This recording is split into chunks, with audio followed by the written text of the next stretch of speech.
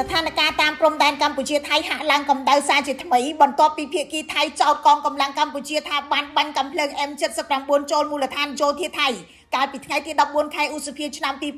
2026 នៅថ្ងៃដដែលក្រសួងការពារជាតិថៃបានបញ្ជាឲ្យកងទ័ពរបស់ខ្លួនដែលឈរជើងតាមបណ្ដោយព្រំដែនកម្ពុជាប្រុងជើងការនឹងរងចាំទទួលបទបញ្ជាប្រយុទ្ធប្រសិនបើការបាញ់ប្រហារប៉ះពាល់ដល់ដែនដីរបស់ខ្លួនយោងតាមកាសែតថៃខៅសូននិង The Nation ភាគីថៃនិយាយថាមូលដ្ឋានយោធាដែលថៃអះអាងថាបានរងការបាញ់ប្រហារដោយ M79 ពីកម្ពុជាស្ថិតនៅក្នុងតំបន់ហួយតាម៉ារីទល់មុខតំបន់វាលឥន្ទ្រីក្នុងខេត្តព្រះវិហារអ្នកនាំពាក្យកងទ័ពថៃលោកវិនថៃស៊ូវ៉ារីចោទថាការបាញ់ប្រហារតាមព្រំដែនកើតឡើងជាបន្តបន្ទាប់នឹងអាចជាយុទ្ធសាស្ត្របង្កហេតុរបស់កម្ពុជាដើម្បីញុះញង់ឲ្យថៃបើកការវាយប្រហារមុនក៏ប៉ុន្តែកម្ពុជាបានចេញប្រតិកម្មតបភ្លាមនៅយប់ថ្ងៃទី14 ខែ ឧសភាដដែលអ្នកនាំពាក្យក្រសួងការពារជាតិកម្ពុជាលោកស្រីម៉ាលីសុជាតាបានច្រានចោលការចោទប្រកាន់របស់ថៃលោកស្រីថានេះគឺជាព័ត៌មានមិនពិតនិងគ្មានភស្តុតាងក្រសួងការពារជាតិកម្ពុជាលើកឡើងថាការផ្សព្វផ្សាយរបស់សារព័ត៌មានថៃមួយចំនួនមានចេតនាបំភ្លៃការពិតបង្កចលាចលក្នុងសាធារណមតិនិងជំរុញឲ្យស្ថានភាពព្រំដែនកាន់តែតានតឹងក្នុងសេចក្តីថ្លែងការណ៍ដដែលកម្ពុជាក៏បានទម្លាយថាអំឡុងបេសកកម្មរបស់ក្រុមអ្នកសង្កេតការណ៍អាស៊ាន AOT នៅតំបន់ប្រាសាទព្រះវិហារនៅថ្ងៃទី14 ខែ ឧសភាភាគីថៃបានបំផ្ទុះគ្រាប់មីនមិនទាន់ផ្ទុះចំនួន3គ្រាប់ដោយមិនបានជូនដំណឹងជាមុនទៅកម្ពុជាទេកម្ពុជាចាត់ទុកថាជាការរំលោភនីតិវិធីនិងបានដាក់លិខិតតវ៉ាជាផ្លូវការភ្លាមទៅភាគីថៃការប៉ះពាក្យសម្ដីគ្នាជុំថ្មីនេះកើតឡើងចំពេលបទឈប់បាញ់រវាងប្រទេសទាំងពីរនៅតែស្ថិតនៅក្នុងស្ថានភាពផុយស្រួយក្រោយការប្រយុទ្ធគ្នាកាលពីខែធ្នូឆ្នាំ 2025 មុនការចោទប្រកាន់នេះមួយថ្ងៃថៃក៏បានចោទថាកម្ពុជាបានបើកការបាញ់ប្រហារចំនួន11គ្រាប់នៅច្រកអន្តរជាតិអូស្មាត់កម្ពុជាក៏បានច្រានចោលដូចគ្នាកាន់តែគួរឲ្យកត់សម្គាល់មុនថៃចោទកម្ពុជាម្ដងហើយម្ដងទៀតកាសែតក្នុងស្រុកថៃបានរាយការណ៍ពីការចល័តទ័ពទៅតាមបណ្ដោយព្រំដែនកម្ពុជាដោយមានរថក្រោះជាច្រើនគ្រឿងផងរដ្ឋមន្ត្រីក្រសួងការពារជាតិនៃប្រទេសអ៊ីស្រាអែលលោកអ៊ីស្រាអែលកាសបានបញ្ជាក់ជាថ្មីម្ដងទៀតនៅថ្ងៃប្រហ័សទី14 ឧសភានេះដោយអះអាងថានៅគណៈនេះអ៊ីស្រាអែលបានត្រៀមរួចរាល់អស់ហើយដើម្បីបើកការវាយប្រហារទៅលើអ៊ីរ៉ង់ម្ដងទៀតហើយថាការវាយប្រហារទៅលើអ៊ីរ៉ង់នេះគឺមិនយូរនោះទេវានឹងកើតមានឆាប់នេះហើយដែលលោករដ្ឋមន្ត្រីការពារជាតិអ៊ីស្រាអែលនេះបញ្ជាក់ថាដើម្បីសម្រេចបាននៅគោលដៅរបស់អ៊ីស្រាអែលគឺត្រូវតែបន្តបើកការវាយប្រហារអ៊ីរ៉ង់ជាថ្មីម្ដងទៀតហើយយុទ្ធនាការលើកក្រោយនេះគឺត្រូវតែវាយឲ្យដល់គោលដៅទាំងអស់នៃទីតាំងយុទ្ធសាស្ត្ររបស់អ៊ីរ៉ង់ការកັບសម្គាល់របស់រដ្ឋមន្ត្រីការពារជាតិអ៊ីស្រាអែលនេះមួយថ្ងៃបន្ទាប់ពីអនុប្រធានាធិបតីសហរដ្ឋអាមេរិកលោក JD Vance បាននិយាយថាដំណើរការចរចាកំពុងតែរលូនទៅមុខជាមួយនឹងអ៊ីរ៉ង់ប៉ុន្តែมันមានកិច្ចព្រមព្រៀងណាមួយកំពុងដាក់នៅលើតុនោះទេហើយការចរចានេះគឺមិនអនុញ្ញាតឲ្យអ៊ីរ៉ង់មានអាវុធនុយក្លេអ៊ែរដាច់ខាតលោករដ្ឋមន្ត្រីការពារជាតិអ៊ីស្រាអែលបញ្ជាក់នៅក្នុងពិធីចងចាំមួយនៃយុទ្ធជនរបស់អ៊ីស្រាអែលដោយលោកបញ្ជាក់ថាបេសកកម្មរបស់អ៊ីស្រាអែលមិនទាន់បិទបញ្ចប់នៅឡើយនោះទេហើយអ៊ីស្រាអែលត្រូវតែធ្វើឲ្យចប់សម្រេចឲ្យបានគោលដៅនៅក្នុងមធ្យោបាយណាមួយដើម្បីធានាថាអ៊ីរ៉ង់មិនក្លាយទៅជាប្រទេសបន្តការគំរាមកំហែងទៅលើអ៊ីស្រាអែលនិងសហរដ្ឋអាមេរិកទៀតនោះទេ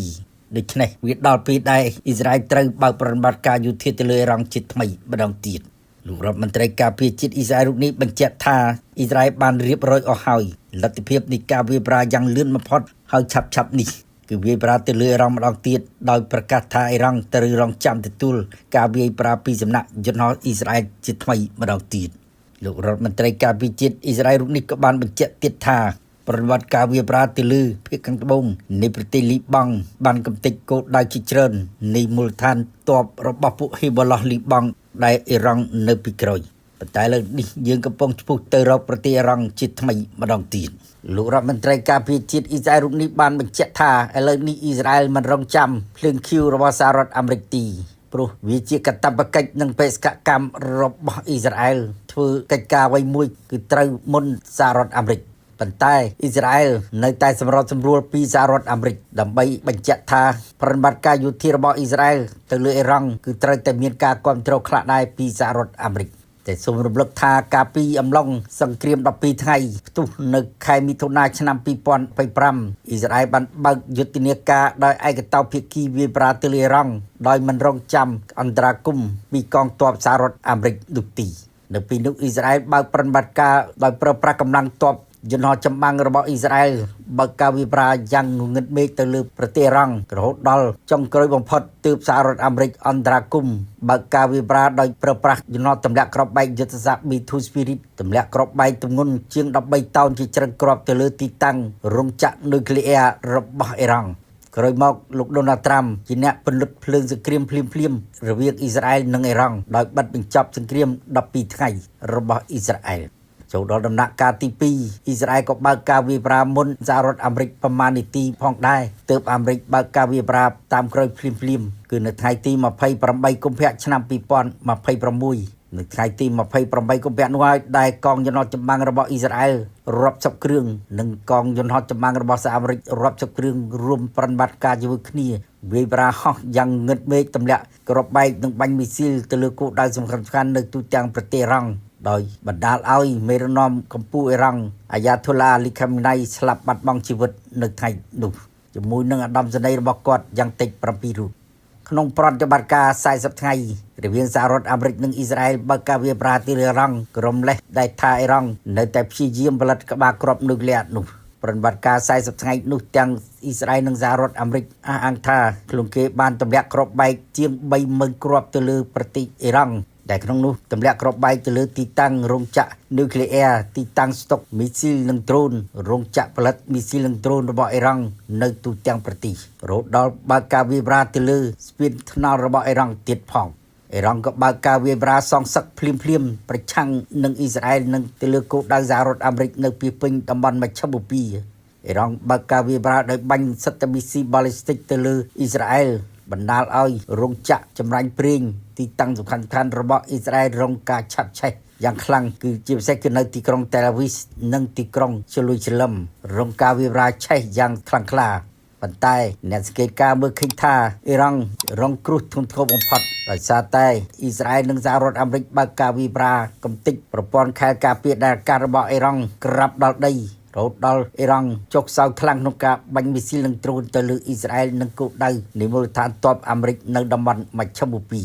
ទាំងអ៊ីស្រាអែលនិងសហរដ្ឋអាមេរិកអះអាងថាខ្លួនគេបានបាញ់ប្រហារទៅលើអ៊ីរ៉ង់ក្នុងអំឡុងសង្គ្រាម40ថ្ងៃនោះអ៊ីរ៉ង់ស្ទើរតែអស់សមត្ថភាពក្នុងការបាញ់មីស៊ីលនិងដ្រូនវាយប្រហារទៅលើអ៊ីស្រាអែលនិងមូលដ្ឋានទ័ពសហរដ្ឋអាមេរិកនៅតំបន់មជ្ឈមបូព៌ាតែនៅក្នុងអន្តរការនៃការអនុវត្តបទជប់បាញ់គ្នានេះចារកម្មរបស់សហរដ្ឋអាមេរិកឲ្យដឹងថាអ៊ីរ៉ង់បានស្ដារឡើងវិញខ្លះនៅមូលដ្ឋានគ្រាប់មីស៊ីលរបស់ខ្លួនដើម្បីបន្តបើកការវាយប្រហារដោយបាញ់មីស៊ីលជាថ្មីម្ដងទៀតទៅលើអ៊ីស្រាអែលនិងទៅលើគោលដៅមូលដ្ឋានទ័ពសហរដ្ឋអាមេរិកនៅពីពេញតំបន់មជ្ឈមបូព៌ា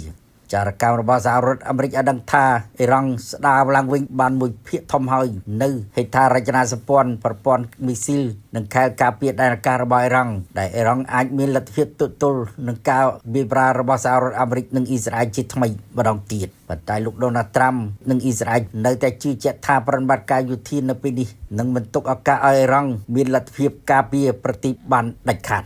លោកដូណាល់ត្រាំអាងថាបើនិយាយពីប្រព័ន្ធខែលការពារដែនអាកាសគឺអ៊ីរ៉ង់អត់មានសមត្ថភាពនោះទេព្រោះលំហអាកាសដែនអាកាសត្រូវបានគ្រប់គ្រងទាំងស្រុងដោយយន្តហោះចម្បាំងរបស់សហរដ្ឋអាមេរិកនិងអ៊ីស្រាអែលចំណែកឯលំហសមុទ្រវិញក៏ស្ថិតនៅក្នុងការគ្រប់គ្រងដោយយន្តហោះចម្បាំងនិងនាវាចម្បាំងរបស់អាមេរិកអស់ទៅហើយអ៊ីរ៉ង់អត់មានសមត្ថភាពក្នុងការវាយការពារខ្លួនដោយប្រើប្រាស់កម្លាំងទ័ពជើងទឹកនោះទេសហរដ្ឋអាមេរិកអះអាងថាខ្លួនគេបានបាញ់ប្រហារកំទេចនាវាចម្បាំងរបស់អ៊ីរ៉ង់ប្រមាណជា70គ្រឿងដែលអ៊ីរ៉ង់មាននាវាចម្បាំងមិនដល់80គ្រឿងនោះទេ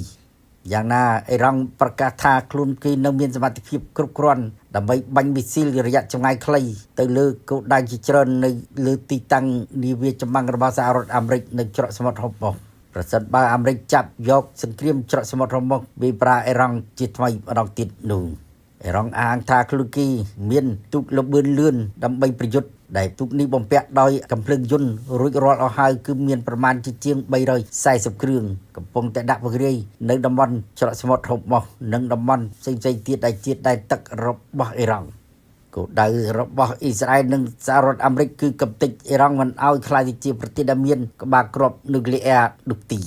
អ៊ីស្រាអែលប្រកាសថាដើម្បីឲ្យអ៊ីរ៉ង់លែងគម្រាមកំហែងសហរដ្ឋអាមេរិកលើកលែងតែអាមេរិកនិងអ៊ីស្រាអែលត្រូវតែចាប់ដៃគ្នាវាកំទេចទីតាំងសំខាន់ៗរបស់អ៊ីរ៉ង់ជាថ្មីម្ដងទៀតលោករដ្ឋមន្ត្រីការពារជាតិអ៊ីស្រាអែលក៏ដូចជានាយករដ្ឋមន្ត្រីរបស់អ៊ីស្រាអែល Benjamin Netanyahu បានថ្លែងថាសង្គ្រាមលើកក្រោយនេះវាខុសនឹងសង្គ្រាមលើកមុនគឺអ៊ីស្រាអែលនឹងកំទេចគោលដៅសំខាន់ៗជាយុទ្ធសាស្ត្ររបស់អ៊ីរ៉ង់ថែមទៀតដូចជាលើកនេះត្រូវកំទេចរោងចក្រអគ្គិសនីរបស់អ៊ីរ៉ង់នៅទូទាំងប្រទេសដើម្បីកាត់ផ្តាច់ចរន្តអគ្គិសនីទៅក្នុងរូងក្រំដីដែលជាទីតាំងលាក់ខ្លួនរបស់កងទ័ពឆ្មាំបដិវត្តអ៊ីស្លាមរងនិងជាទីតាំងលាក់ស្តុកក្រុមមីស៊ីលនៅក្នុងរូងក្រំដីត្រូវតែកាត់ផ្តាច់ចរន្តអគ្គិសនីឲ្យងឹតឈឹងតែម្ដង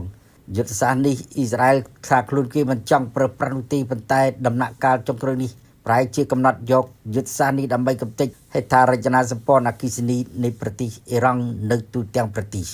ប៉ុន្តែអ៊ីរ៉ង់បានប្រកាសថាខ្លួនគេមិនដែងចុះចាញ់សង្គ្រាមរបស់ប្រទេសជិតខាងណាទាំងអស់រាប់ទាំងសហរដ្ឋអាមេរិកនាពេលបច្ចុប្បន្ននេះក៏អ៊ីរ៉ង់មិនដែលចុះចាញ់ម្ដងណានោះទេអ៊ីរ៉ង់នៅតែប្រកាសថាខ្លួនគេនៅតែមានសមត្ថភាពក្នុងការវាយការពារខ្លួនគ្រប់គោលដៅទាំងអស់ប្រឆាំងនឹងសត្រូវឈ្លានពានបើសត្រូវឈ្លានពានជ្រើសរើសសមរភូមិជាថ្មីម្ដងទៀតនោះគេរំពឹងថាអ៊ីស្រាអែលនឹងអាចបើកការវាយប្រាទៅលើអ៊ីរ៉ង់ក្រោយពីលោកដូណាល់ត្រាំបញ្ចប់ទស្សនកិច្ចនៅទីក្រុងប៉េកាំងនៅថ្ងៃទី14ឧសភានេះគេជឿថានាយករដ្ឋមន្ត្រីអ៊ីស្រាអែល Benjamin Netanyahu មុននឹងបើកប្រតិបត្តិការយោធាវាយប្រាទៅលើអ៊ីរ៉ង់ជាថ្មីម្ដងទៀតយ៉ាងហោចណាស់ក៏លោក Benjamin Netanyahu សុំគោលការណ៍យល់ព្រមបន្តិចបន្តួចពីលោកត្រាំផងដែរនៅថ្ងៃប្រហោះនិងថ្ងៃសុក្រនៃសប្តាហ៍ទី2ក្នុងខែឧសភានេះគឺជាព្រឹត្តិការណ៍ដ៏សំខាន់បំផុតមួយដោយមេដឹកនាំនៃមហាអំណាចពីរបានជួបគ្នាលោកដូណាល់ត្រាំនិងលោកស៊ីជីនពីងនៅទីក្រុងប៉េកាំងបានរាក់ទាក់គ្នាជាខ្លាំងដំណើរទស្សនកិច្ចផ្លូវរដ្ឋរបស់លោកដូណាល់ត្រាំត្រូវបានទទួលស្វាគមន៍ដោយការបាញ់កាំភ្លើងអបអរសាទរក្មេងៗលើកទង់ជាតិរាប់និងស្រែកហ៊ូកញ្ជ្រោនិងដំណើរទស្សនកិច្ចទៅកាន់ប្រាសាទឋានសួគ៌ដ៏អស្ចារ្យដែលសាងសង់ក្នុងសតវត្សទី15លោកត្រាំទៅកាន់ប៉េកាំងអមដំណើរដោយថ្នាក់ដឹកនាំបច្ចេកវិទ្យារួមមានលោក Elon Musk របស់ក្រុមហ៊ុន Tesla, Jensen Huang របស់ក្រុមហ៊ុន Nvidia ព្រមទាំងកូនប្រុសរបស់លោកត្រាំគឺលោក Eric ផងដែរនៅក្នុងពិធីលាងភាជន៍លោកប្រធានាធិបតីស៊ីបានហៅដំណើរទស្សនកិច្ចលោកត្រាំថាជាដំណើរទស្សនកិច្ចប្រវត្តិសាស្ត្រនិងបានបន្ថែមថានេះជាការរស់ឡើងវិញដ៏អស្ចារ្យរបស់ប្រជាជាតិចិនហើយនឹងការធ្វើឲ្យអាមេរិកអស្ចារ្យម្ដងទៀតដែលអាចដើរទន្ទឹមគ្នាលោកស៊ីមានប្រសាសន៍បន្តទៀតថាទំនាក់ទំនងចិនអាមេរិកគឺជាទំនាក់ទំនងទ្វេភាគីដ៏សំខាន់បំផុតនៅពិភពលោកនេះលោកបន្ថែមថាទំនាក់ទំនងប្រទេសទាំងពីរគឺជាសកម្មភាពរបស់ប្រជាជនជាង 1,700 លាននាក់និងផលប្រយោជន៍របស់ប្រជាជន 8,000 លាននាក់នៅលើពិភពលោកត្រាំក៏បានស្វាគមន៍ដោយលើកកែវស្រាហើយថាការស្វាគមន៍ដ៏អស្ចារ្យមិនធ្លាប់បានឃើញទេបន្ទាប់មកលោកក៏អញ្ជើញលោកស៊ីនិងភរិយារបស់លោកស៊ីគឺលោកស្រីពេញលីយ៉ៀនឲ្យទៅទស្សនកិច្ចនៅសេតវិមានវិញនៅថ្ងៃទី24កញ្ញាបន្ទាប់ពីល្ងាចថ្ងៃពុធនៃការទទួលទានអាហារកិច្ចប្រជុំទ្វេភាគីបានប្រព្រឹត្តឡើងនៅថ្ងៃប្រហោះនៅក្នុងសាលប្រជុំប្រជាជននៅក្នុងសន្ទរកថាបើកលោកស៊ីបានកត់សម្គាល់ថាពិភពលោកទាំងមូលកំពុងតាមដានកិច្ចប្រជុំរបស់យើងបច្ចុប្បន្ននៃការផ្លាស់ប្ដូរដែលមិនធ្លាប់ឃើញក្នុងរយៈពេលមួយសតវត្សកំពុងបង្កើនល្បឿននៅទូទាំងពិភពលោកហើយស្ថានភាពអន្តរជាតិមានការប្រែប្រួលនិងច្របូកច្របល់លោកត្រាំបន្ថែមទៅវិញថាជាកិត្តិយសមួយដែលបានជួបលោកស៊ីហើយយើងចុះសម្រុងគ្នានៅពេលដែលមានការលំបាកយើងដោះស្រាយគ្នាហើយខ្ញុំនឹងទូរស័ព្ទទៅអ្នកហើយអ្នកក៏នឹងទូរស័ព្ទមកខ្ញុំដែរលោកថាមនុស្សទូទៅមិនអាចដឹងទេថាពេលមានបញ្ហាចិននិងអាមេរិកដោះស្រាយគ្នាបានរហ័សណាស់បន្ទាប់ពីកិច្ចពិភាក្សារយៈពេល2ម៉ោងមេដឹកនាំទាំងពីរបានទៅទស្សនាប្រាសាទឋានសួគ៌ដែលជាប្រាសាទបុរាណមួយនៅកណ្ដាលទីក្រុងប៉េកាំងជាកន្លែងទាក់ទាញភ្ញៀវទេសចរដ៏សំខាន់មួយទីតាំងប្រវត្តិសាស្ត្រនេះគឺជាកន្លែងដែលព្រះចៅអធិរាជនៃរាជវង្សមីងនិងឈិងបានធ្វើយ៉ាញ់បូជានិងអធិដ្ឋានសុំការប្រមូលផលបរិបូរណ៍លោកត្រាំបានហៅទីកន្លែងនេះថាជាកន្លែងដ៏អស្ចារ្យមិនគួរឲ្យជឿហើយលោកថាប្រទេសចិនគឺស្រស់ស្អាតណាស់លោកសរសើរចំពោះមុខលោកស៊ីយ៉ាងដូចនេះមានរឿងរ៉ាវជាច្រើនជាការប្រជុំគ្នារវាងមេដឹកនាំទាំងពីរដែលក្នុងនោះគេបានឃើញវត្តមាននៃម្ចាស់ក្រុមហ៊ុនបច្ចេកវិទ្យាធំទៅជាមួយនឹងលោកដូណាល់ត្រាំលោកដូណាល់ត្រាំក៏បានស្នើសុំឲ្យលោកស៊ីបើកចំហសេដ្ឋកិច្ចរបស់ប្រទេសចិនដល់ក្រុមហ៊ុនបច្ចេកវិទ្យាធំទាំងនោះទៀតផងហើយលោកត្រាំក៏បានលើកឡើងផងដែរថាការពិភាក្សាដ៏វែងឆ្ងាយអំពីប្រទេសអ៊ីរ៉ង់ក៏មានលោកទទូចថាលោកមិនត្រូវការជំនួយពីប្រទេសចិនដើម្បីបញ្ចប់ជម្លោះនោះទេតែលោកទទួលស្គាល់នៅទស្សនៈល្អគួរសមរបស់ចិនមកលើបញ្ហាអ៊ីរ៉ង់ នៅពេលដែលមេដឹកនាំចិនមិនជាមាននៅការលើកឡើងច្រើនអំពីសង្គ្រាមដែលសហរដ្ឋអាមេរិកបង្កើតឡើងនៅលើទឹកដីអ៊ីរ៉ង់មេដឹកនាំចិនយ៉ាងណាមិញនោះក៏ប្រមានទប់ស្កាត់ទៅកាន់ប្រធានាធិបតីសហរដ្ឋអាមេរិកពីចំនួនណាមួយដែលអាចនឹងកើតឡើងមកលើតៃវ៉ាន់ផងដែរលោកស៊ីមិនបានលាក់កំបាំងនោះទេថាអតិភិបចម្បងរបស់ទីក្រុងប៉េកាំងនៅក្នុងការនិយាយជាមួយសហរដ្ឋអាមេរិកគឺជោគវាសនារបស់កោះដែលមានចំនួនដែលគ្រប់គ្រងដោយយោធាជាយូរណាស់មកហើយដោយទីក្រុង Washington នោះសាររបស់លោកស៊ីត្រូវបានគេទម្លាយពីកិច្ចប្រជុំសម្ងាត់មួយម៉ោងនៅក្នុងសាលធំប្រជាជននៃទីក្រុងប៉េកាំងបើយោងទៅតាមក្រសួងការបរទេសគឺលោកស៊ីបានមានប្រសាសន៍ថាបញ្ហាតៃវ៉ាន់គឺជាបញ្ហាសំខាន់បំផុតនៅក្នុងទំនាក់ទំនងចិនអាមេរិកប្រសិនបើវាត្រូវបានដោះស្រាយឲ្យបានត្រឹមត្រូវទំនាក់ទំនងទ្វេភាគីនឹងទទួលបាននូវស្ថិរភាពជារួមបើមិនដូច្នោះនោះទេប្រទេសទាំងពីរនឹងមានការប៉ះទង្គិចគ្នានិងសូម្បីតែចំនួនដែលធ្វើឲ្យទំនាក់ទំនងទាំងមូលនឹងគ្រោះថ្នាក់យ៉ាងខ្លាំងនៅក្នុងកិច្ចប្រជុំនោះលោកត្រាំមិនបានឆ្លើយតបទៅនឹងការអធិប្បាយរបស់លោកស៊ីអំពីតៃវ៉ាន់ឡើយហើយបានបន្តទៅកាន់ប្រធានបទបន្ទាប់នេះបើយោងទៅតាមមន្ត្រីសេតាវិមានមួយរូបបានប្រាប់ទៅកាន់សារព័ត៌មានWashington Post នៅក្នុងការមិនបញ្ចេញឈ្មោះអំពីកិច្ចពិភាក្សាដ៏រសើបនេះមុនពេលដំណើរទស្សនកិច្ចរបស់លោកត្រាំទៅកាន់ទីក្រុងប៉េកាំងលោកត្រាំបានលើកឡើងថាលោកស៊ីចង់ពិភាក្សាអំពីការលក់អាវុធរបស់សហរដ្ឋអាមេរិកឲ្យតៃវ៉ាន់ហើយថាលោកនឹងធ្វើការសន្ទនាដោយខ្លួនផ្ទាល់ចំពោះរឿងនេះពីព្រោះគោលនយោបាយផ្លូវការរបស់អាមេរិកគឺថាលក់អាវុធឲ្យតៃវ៉ាន់បើមិនពិគ្រោះជាមួយនឹងទីក្រុងប៉េកាំងទេជាសាធារណៈមេដឹកនាំទាំងពីរបានព្យាយាមកាត់បន្ថយការប្រឆាំងគ្នានៅក្នុងការជជែកគ្នារយៈពេល1ថ្ងៃដំបូងខណៈដែលកិច្ចប្រជុំត្រូវធ្វើឡើងរយៈពេល2ថ្ងៃចិនបានទាមទារអធិបតេយ្យភាពលើកោះតៃវ៉ាន់ជាយូរណាស់មកហើយដែលជាកោះប្រជាធិបតេយ្យមួយដែលជាកោះមួយដែលសម្បូរទៅដោយក្រុមហ៊ុនផលិតឧបករណ៍អេឡិចត្រូនិកនិងបច្ចេកវិទ្យាដ៏មានឥទ្ធិពលនិងជាខ្លាទីបួសនៃអាស៊ីផងដែរសហរដ្ឋអាមេរិកបើទោះមិនទទួលស្គាល់តៃវ៉ាន់ជារដ្ឋផ្លូវការតែគេគាំទ្រសកម្មភាពទាំងយោធាខ្លាំងក្លាលើទឹកដីនេះការរៀបចំផែនការសង្គ្រាមរបស់សហរដ្ឋអាមេរិកសម្រាប់អាស៊ីបូព៌ាគឺមើលឃើញពីរបៀបមួយទៀតដែលកោះនេះអាចរងនឹងការឈ្លានពានពីសំណាក់ចិនតាមរយៈអ្នកនាំពាក្យនៃរដ្ឋាភិបាលតៃវ៉ាន់លោកស្រីមីកាអេលីបានប្រាប់អ្នកសារព័ត៌មាននៅថ្ងៃប្រហ័សថាការគម្រាមកំហែងផ្នែកយោធារបស់ចិនគឺជាមូលហេតុតែមួយគត់ដែលនាំមកនូវអស្ថិរភាពសម្រាប់ច្រកសមុទ្រតៃវ៉ាន់និងតំបន់ Indo-Pacific ទាំងមូលលោកស្រីបន្តថារដ្ឋាភិបាលរបស់យើងមើលឃើញជាវិជ្ជមាននៅសកម្មភាពណាមួយដែលរួមចំណែកដល់ស្ថិរភាពក្នុងតំបន់និងជួយគ្រប់គ្រងហានិភ័យដែលបង្កឡើងដោយការពង្រីកឥទ្ធិពលផ្ដាច់ការនាយកគោលនយោបាយចិនស្ដីពីក្រុមប្រឹក្សាសន្តិសុខជាតិរបស់រដ្ឋបាលលោក Biden Julian Gabbard បានមានប្រសាសន៍ថាលោកស៊ីកំពុងតែផ្ដល់ឲ្យលោកត្រាំនូវទស្សនីយភាពដែលត្រៀមរួចជាស្រេចសម្រាប់ទស្សនិកជនមើលប្រទេសចិនគឺកំពុងសង្ឃឹមថានឹងដោះដូរនិមិត្តរូបសម្រាប់ខ្លឹមសារដែលប្រើប្រាស់ពិធីការនិងចំណង់ចំណូលចិត្តរបស់លោកត្រាំចំពោះភាពអស្ចារ្យដើម្បីទប់ស្កាត់ការវិលត្រឡប់ទៅរកការកើនឡើងសេដ្ឋកិច្ចនិងទិញពេលវេលាសម្រាប់ចិនដើម្បីបង្កើតកម្លាំងរបស់ខ្លួនតែប៉ុណ្ណោះឯដាវ៉ៃនាយកបញ្ចាំមណ្ឌលសន្តិសុខនិងយុទ្ធសាស្ត្រអន្តរជាតិនៅសាកលវិទ្យាល័យស៊ីនហៅបានមានប្រសាសន៍អំពីទស្សនកិច្ចរបស់លោកត្រាំនិងការទទួលគារវកិច្ចរបស់លោកស៊ីនាយកប្រតិបត្តិអាមេរិកនៅទីក្រុងប៉េកាំងបានបញ្ចូលក្តីសង្ឃឹមនៅក្នុងលទ្ធភាពនៃវឌ្ឍនភាពនៃការចរចាធំពីរគឺផ្នែកពាណិជ្ជកម្មនិងផ្នែកវិនិយោគប៉ុន្តែលោកថាការរំពឹងទុកជារួមគឺត្រូវតែវាស់វែងបន្តទៀតតែលោកក៏បានលើកឡើងថាទំនាក់ទំនងជាមួយនឹងសហរដ្ឋអាមេរិកក៏អាចមាននៅលទ្ធផលល្អដោយការធ្វើទស្សនកិច្ចនេះផងដែរដោយសារតែនៅចំនួនអតីតប្រធានាធិបតី Joe Biden គឺលោកមិនដែលធ្វើទស្សនកិច្ចមកកាន់ក្រុងប៉េកាំងឬមេដឹកនាំក្រុងប៉េកាំងទៅទស្សនកិច្ចនៅឯ Washington នោះទេដូច្នេះហើយលោកយកឃើញថាមួយអំឡុងពេលនោះគឺភាពរាំងស្ងួតនៃទំនាក់ទំនងនៃប្រទេសទាំងពីរកើតមានឡើងចាងជាតុងអតីតអ្នកការទូតនិងជាសាស្ត្រាចារ្យនៃសាកលវិទ្យាល័យ Fudan នៃទីក្រុងសៀងហៃក៏យល់ឃើញដែរថាគ្មានប្រធានាធិបតីអាមេរិកណាម្នាក់បានទៅទស្សនកិច្ចចិនក្នុងរយៈពេល9ឆ្នាំនេះក្រៅតែពីលោកដូណាល់ត្រាំនោះទេដូច្នេះលោកយល់ឃើញថាការដែលលោកដូណាល់ត្រាំមកទីនេះគឺដើម្បីបញ្ជូនសារដ៏សំខាន់មួយថាចិននិងសហរដ្ឋអាមេរិកលែងមានគោលបំណងស្វែងរកអ្វីក្រៅតែពីកិច្ចខិតខំប្រឹងប្រែងស្ដារស្ថិរភាពឡើងវិញផងដែរក្នុងខណៈដែលពិភពលោកមានអស្ថិរភាពនេះក្នុងជំនួបនេះគេមើលឃើញថាលោកត្រាំត្រូវបានគេរំពឹងថានឹងជំរុញឲ្យចិនបង្កើនការទិញទំនិញពីឧស្សាហកម្មសំខាន់អាមេរិករួមទាំងសណ្តែកសៀននិងគ្រឿងបន្លាស់យន្តហោះផងដែរហើយទីក្រុងប៉េកាំងកំពុងមានចំហររឹងមាំជាមួយនឹងកម្រិតនាំចេញខ្ពស់បំផុតក្នុងខណៈដែលទើបតែរងនៅចំនួនពាណិជ្ជកម្មនៃការដំឡើងពន្ធរបស់សហរដ្ឋអាមេរិកហើយគេទំនងជាយកឃើញថាលោកស៊ីនឹងដាក់សម្ពាធទៅកាន់សហរដ្ឋអាមេរិកឲ្យលុបចោលនៅការស៊ើបអង្កេតលើផ្នែកពាណិជ្ជកម្មដែលពាក់ព័ន្ធជាមួយនឹងការអនុវត្តអាជីវកម្មមិនត្រឹមត្រូវឬយុត្តិធម៌បច្ចេកវិទ្យានៃបញ្ញាសិប្បនិម្មិតក៏ជាការប្រកួតប្រជែងរវាងប្រទេសទាំងពីរលើអំពីសភាវុធនុយក្លេអ៊ែរទៀតផងដោយមានអ្នកឆ្លៃឆ្លងព័ត៌មានអន្តរជាតិរបស់ BBC បានឲ្យដឹងថាចិនបានផ្ដល់ជូននៅរ៉ាយដល់កម្រជាថ្នូរនឹងបន្ទះជីបកុំព្យូទ័រលំដាប់ខ្ពស់សម្រាប់ការសរសេរកម្មវិធីខួរក្បាលរបស់មនុស្សយន្តថ្មីរបស់ខ្លួនជូនទៅកាន់សហរដ្ឋអាមេរិកផងដែរ លោកត្រាំមិនត្រឹមតែជួបលោកស៊ីនៅទីក្រុងប៉េកាំងទេលោកត្រូវបាននាំចូលក្នុងវិមានចុងណានហើយដែលជាបេះដូងអំណាចសម្ងាត់បំផុតរបស់ចិនដែលមនុស្សភាគច្រើនមិនអាចចូលបានចុងណានហើយជាទីតាំងដែលមេដឹកនាំកម្ពុជាចិនធ្វើការប្រជុំនិងសម្រេចចិត្តលើកិច្ចការធំៗរបស់ជាតិលោកស៊ីនិងលោកត្រាំបានដើរតាមសួនដែលព័ទ្ធជុំវិញវិមានចុងណានហើយនិងពិសាអាហារថ្ងៃត្រង់នៅទីនោះនៅថ្ងៃទី15ខែឧសភាឆ្នាំ2026ដែលជាថ្ងៃចុងក្រោយនៃទស្សនកិច្ចរបស់លោកត្រាំនៅប្រទេសចិនចុងណានហើយដែលមានន័យថាសមុទ្រកណ្ដាលសមុទ្រខាងត្បូងស្ថិតនៅកណ្ដាលទីក្រុងប៉េកាំងនិងក្បែរទីលានធានអានមិនវិមាននេះមានបឹងធំសួនច្បារនិងអគារបុរាណដែលធ្លាប់ជាផ្នែកនៃសួនរាជវាំងចិនបឹងនិងសួននៅខាងក្នុងត្រូវបានកសាងតាំងពីសម័យរាជវង្សចិនប្រហែលសតវត្សទី12ហើយក្រោយមកត្រូវបានពង្រីកនៅក្នុងសម័យយួនមីងនិងឈីងទីនេះធ្លាប់ជាតំបន់សម្រាកនិងសួនរាជវាំងរបស់អធិរាជចាប់តាំងពីឆ្នាំ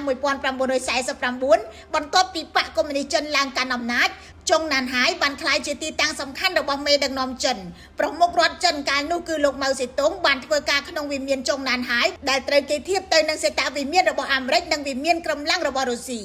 មកដល់ពេលនេះមិនមានសាមញ្ញជនណាអាចចូលវិមាននេះបានទេក្នុងប្រវត្តិសាស្ត្រមេដឹកនាំនិងអិសរាជជនល្បីៗដែលធ្លាប់ចូលវិមានសម្ងាត់នេះរួមមានអតីតប្រធានាធិបតីអាមេរិកលោក Richard Nixon អតីតមេដឹកនាំសូវៀត Nikita Khrushchev អ្នកបដិវត្តគុយបា Che Guevara អតីតប្រធានាធិបតីបារាំង George Pompidou និងអតីតនាយករដ្ឋមន្ត្រីជប៉ុន Kakuei Tanaka ដូច្នេះការនាំលោកត្រាំចូលវិមានចុងណានហើយពេលនេះអាចត្រូវមើលឃើញថាជាសារនិមិត្តសញ្ញារបស់ចិនទៅអាមេរិកនិងពិភពលោកថាចិនចង់ឲ្យជំនួបនេះមិនមែនជាការទទួលភ្ញៀវធម្មតាប៉ុន្តែជាជំនួបរវាងមហាអំណាចពីរក្នុងកន្លែងដែលតំណាងឲ្យអំណាចពិតរបស់ចិនវាបង្ហាញថាទីក្រុងប៉េកាំងចង់បង្ហាញទំនុកចិត្តភាពស្មើមុខស្មើមាត់និងសមត្ថភាពគ្រប់គ្រងដោយខ្លួនឯងទាំងសមរភូមិការទូតនិងសង្គ្រាម